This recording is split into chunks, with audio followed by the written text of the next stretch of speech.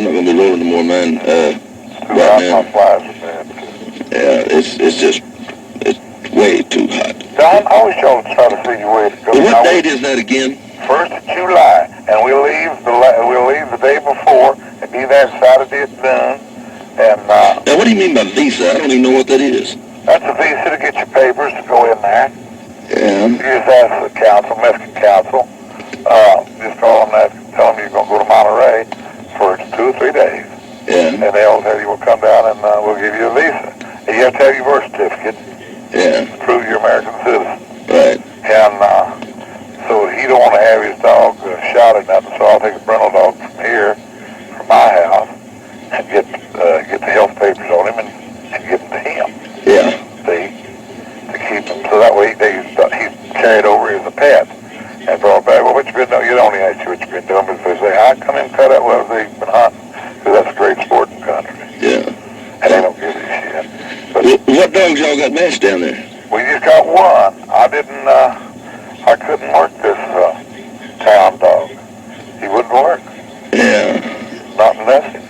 And wouldn't know if I did up or nothing. I just called him back. Well, I'm going to have three matches is all on in August. The last of August, the 25th of August. It'll be a Saturday night or Sunday morning.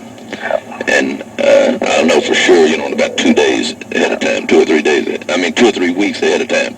If it's going to be at night or in the morning. Why don't you make it November and put you up a show?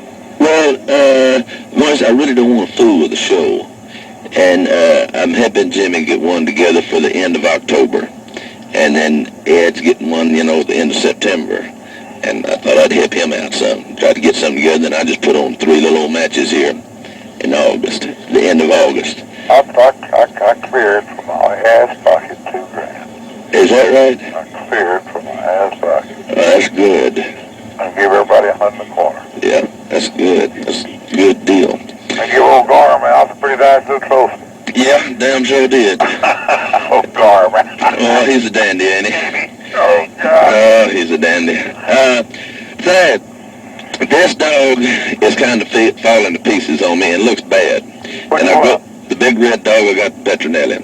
And I go out there and I find him eating nothing but shit. He'll shit and within 5 minutes he'll eat it. That's a vice. That's what? That's a vice, a bad habit. Yeah, but will that make him go to kind of looking bad? Yeah. That's what I figured. I'm going to have to put him up in a pen, keep it clean. Now this is very much what I was talking about as the match continues on and on and on.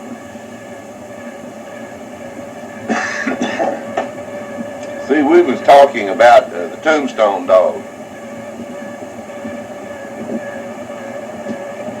And at this time, I knew Maurice and Bobby Hall was close. Of course, Maurice was close with everybody that I was matched into, to the part of where you never knew where Maurice was at. Never knew exactly where he was at, where he had his money at. But at the same time, you can almost bet sure that when you tell him something like that, and he's talking to whoever you're matched into, he's going to tell them about it. In other words, there's such a thing as sort of telling people things that you want them to tell someone else. And that part that I was just telling Maurice, that had just about as much con, had as much con and bullshit in it as it could have. Tombstone was doing real good all the way through his keep. I had him in a nice pen built up off the ground. And I was sure enough keeping him, I had him cleaned out. I had him in the very best of health, being matched into Bobby Hall and Bully Son Jr. at the time when this conversation was going on. But I would be conning and lying and matched into Maurice in a way of knowing that the word was going to be passed on. In other words, and it was going to, get into the other count. This was at a time when I was matching into all of the Bully Son bred dogs. That was the level of outcrossing that was in their family at the time when they came along was that it was they was bred fairly close to the purest family through the true breeding of Eli. And Eli was bred close to the purest family bred on Earl Tudor's yard. Then Bully Son came from a very wild cross, a very outcross breeding that was made with Eli to Floyd Boudreaux's Spook bitch, which the breeding of Spook, which was Scrub and Blind Billy, and those dogs is like they're bred of unknown bred dogs. Floyd Boudreaux never knew the true breeding of those dogs that came in there by way of J.T. Collier. Now, they was pretty sure they was bred out of Collier's yard, but he never was able to get the exact true breeding of the dog that Blind Billy dog. In later years, he put Earl Tudor pedigree on him. Him and Greenwood did, but at the time, they was never able to get the true breeding of that Blind Billy dog, and all those dogs showed very different than the very pure families from Earl Tudor's yard. They was very different. I got a video number 17 that shows the dogs on J.T. Collier's yard in 1960, and they very much, all of those dogs look very much the same as the Blind Billy dog, the Scrub dog, and the Spook bitch. All of those dogs look very much like those dogs that's on video number 17 that's on J.T. Collier's yard. And then also on that video number 17 are the dogs on Maurice Carver's yard in 1960. And also the dogs on my yard in 1960s. And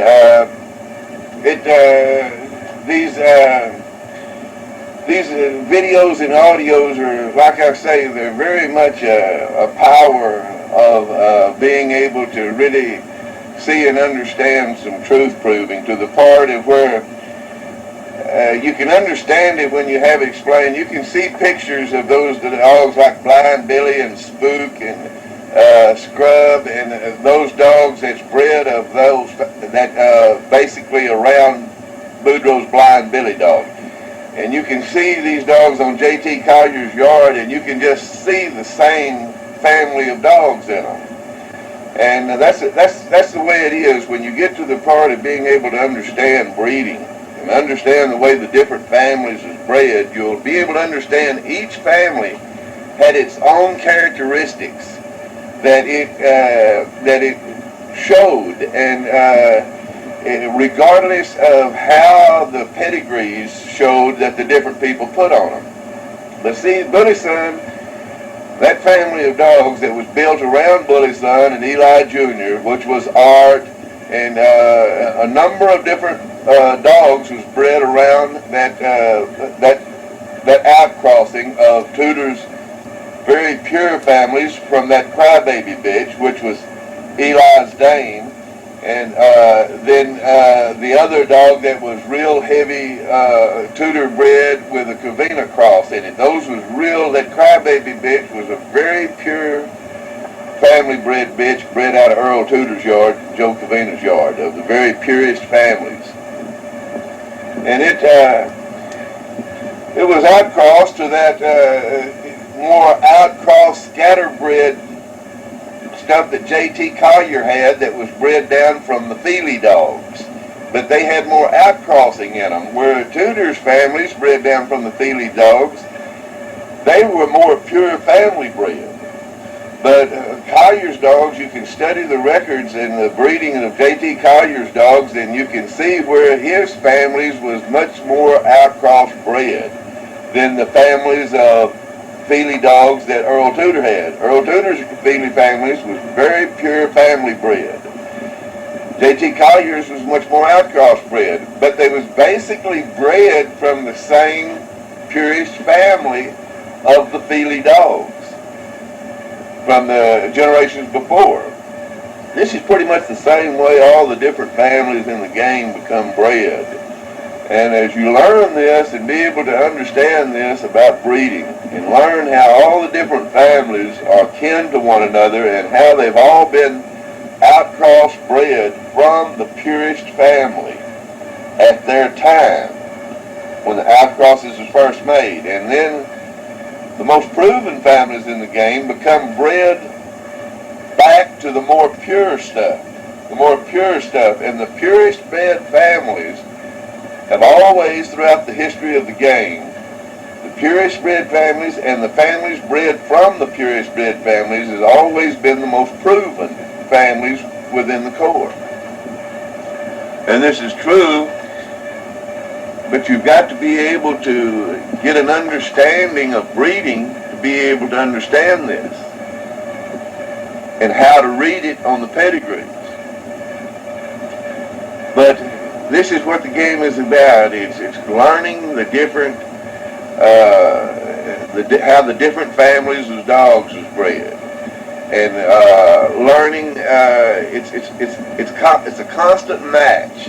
It's constant con and trying to prove the truth, regardless of who you're matched into, and you're matched within everybody that you have any dealings with within the game dog game. That's the character of the individualist and the individuality nature of game dogs and the people that have interest in game dogs. We're not exactly the kind of people who are the same character of people who have interest in racing horses or flying pigeons or gamecocks or racing dogs or whatever. That man plays with animals. Man, has a lifestyle around animals. And we are of a much higher level of individualism. And as you learn and understand breeding, you'll be able to understand this. And to be able to learn and understand the way the different families of game dogs has been bred here in America, and learn the way they've been proven, really study and understand the understanding of the game, and relate that over to being able to understand the way yourself has been bred. It's like this is a very strong part of life, to be able to understand the way an individual has been bred throughout their heritage, how your genetics